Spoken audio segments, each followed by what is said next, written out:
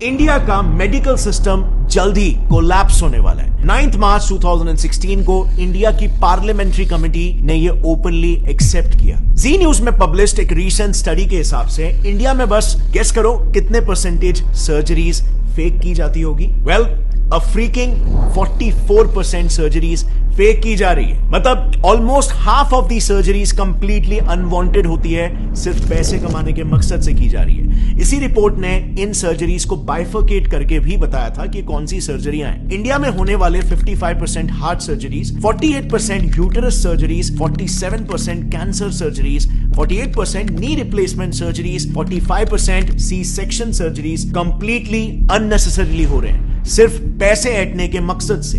Reason सिर्फ और सिर्फ एक, कॉर्पोरेटाइजेशन ऑफ हॉस्पिटल्स, यानी कि हॉस्पिटल्स को भी कॉर्पोरेट कंपनीज की तरह टारगेट और प्रॉफिट सेंट्रिक बना देना। एक काफी इंटरेस्टिंग रिसर्च पेपर है जिसमें रिसर्चर्स ने महाराष्ट्र के टॉप हॉस्पिटल्स के 43 specialist doctors, senior government x officials और कॉर्पोरेट हॉस्पिटल्स के मैनेजर्स को तक इंटरव्यू किया, ताकि वो इन हॉस्पिटल्स में जो कंपनीज की तरह ही टारगेट बेस्ड स्ट्रक्चर चल रहा है उसे पब्लिकली एक्सपोज कर पाए। And the results were shocking. So सबसे पहले तो सैलरीज की बात करते हैं। सो रिसर्च में पार्टिसिपेट किए रिस्पोंडेंट्स का यह कहना था कि हॉस्पिटल्स में काम कर रहे डॉक्टर्स की सैलरीज में बहुत ह्यूज डिफरेंस होता है। इतना ज्यादा कि न्यूबी डॉक्टर्स को 1 लाख पर मंथ की सैलरी मिलती है, लेकिन सीनियर डॉक्टर्स को 1 करोड़ पर मंथ तक भी ये सैलरी पहुंच जाती है। अब सवाल यहां पर यह आता है कि इतना बड़ा डिफरेंस क्यों? क्योंकि डिफरेंस इनके टारगेट्स में भी होता है। एक सीनियर ऑप्थेल्मोलॉजिस्ट का यह कहना है कि उन्हें एवरी मंथ 1000 पेशेंट्स को कैसे भी करके हाई एंड ट्रीटमेंट्स में कन्वर्ट करना पड़ता है। इसी पर एक और गायनेक रिस्पोंडेंट का कहना यह था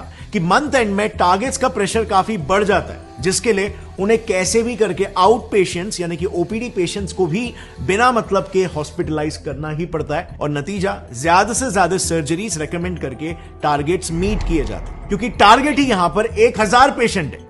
अब आप खुद ही सोचो, हर हॉस्पिटल में, हर डिपार्टमेंट, जैसे ऑप्थेल्मोलॉजी में ही ले लो, उसमें मिनिमम 5 से 6 डॉक्टर्स होते हैं और सबको सिमिलर टारगेट्स दिए जाते हैं। तो just imagine hospitals profit and our loss. And by the way, these targets are taken very seriously. उसी रिसर्च में कई सारे सीनियर डॉक्टर्स का यह कहना था कि अगर कोई डॉक्टर अपने टारगेट्स को लगातार 2 महीनों तक मिस करता है तो बिल्कुल कॉर्पोरेट जैसा ही उसको वर्बल वार्निंग मिल जाएगी या फिर एक मेमो दिया जाएगा, और उसके बाद भी अगर टारगेट्स मीट नहीं होते तो of course tata bye bye. So आप यहां पर देख सकते हो हॉस्पिटल इंडस्ट्री कैसे एक सर्विस इंडस्ट्री होनी चाहिए, जिसमें कस्टमर, पेशेंट टॉप प्रायोरिटी होना चाहिए, बट यहां पे प्रॉफिट टॉप प्रायोरिटी हो जा रहा है। और bye the way, in targets का ट्रैक भी हॉस्पिटल हायर्ड मैनेजमेंट प्रोफेशनल्स यानी कि एमबीएस, जो कि बड़े बड़े एमएनसीज में ऑपरेटिंग ऑफिसर्स, एग्जीक्यूटिव, सुपरवाइजर्स ऐसे काम करते हैं, ये लोग बकायदा डॉक्टर्स के इन टारगेट्स का ट्रैक रखते हैं। एंड ऑफ कोर्स यहां पर डॉक्टर्स भी उतने ही डेडिकेशन के साथ ये टारगेट्स को पूरा करते हैं, क्योंकि जैसे हमने देखा उनकी सैलरी बहुत ही हाई होती है, लेकिन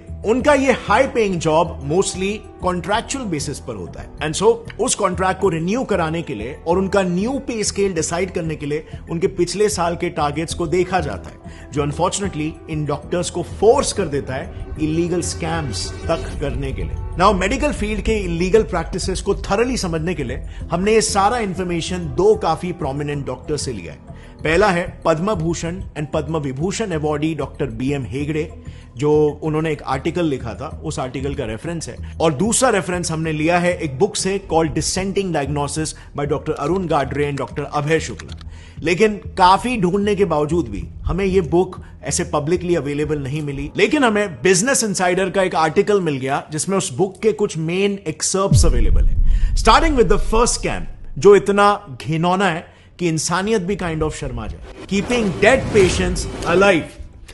टाइम्स ऑफ इंडिया ने ऐसे कई सारे केसेस पर एक रिपोर्ट पब्लिश की है जिसमें डॉक्टर्स डेड पेशेंट्स को भी जिंदा बताकर उनके ट्रीटमेंट्स चालू रखते हैं, ताकि ज्यादा से ज्यादा पैसे बनाए जा सके, और फिर अंत में जाकर सच्चाई पब्लिक करते हैं। टीओआई में ही पब्लिश्ड एक केस में एक हॉस्पिटल ने पेरेंट्स को बिना बताए उनके 14 साल के ब्रेन डेड बच्चे को 1 महीने तक वेंटिलेटर पर रखा। सो 1 महीने तक जो बच्चा मर चुका था उसे जिंदा बताया गया और वेंटिलेटर पर रखा, खर्चा जनरेट किया, एंड बाद में हॉस्पिटल गिल्टी प्रूव भी हुआ एंड उनकी फैमिली को 5 लाख रुपए कॉम्पेंसेशन के लिए दिए। अब 5 लाख रुपए मॉनेटरी कॉम्पेंसेशन तो हॉस्पिटल को देने पड़े, बट ये आप और मैं भी जानते हैं कि उस वक्त पेरेंट्स ने जब ये बात सुनी होगी, जब ये सच्चाई उन्हें पता चली होगी, तो उन पर क्या बीती होगी।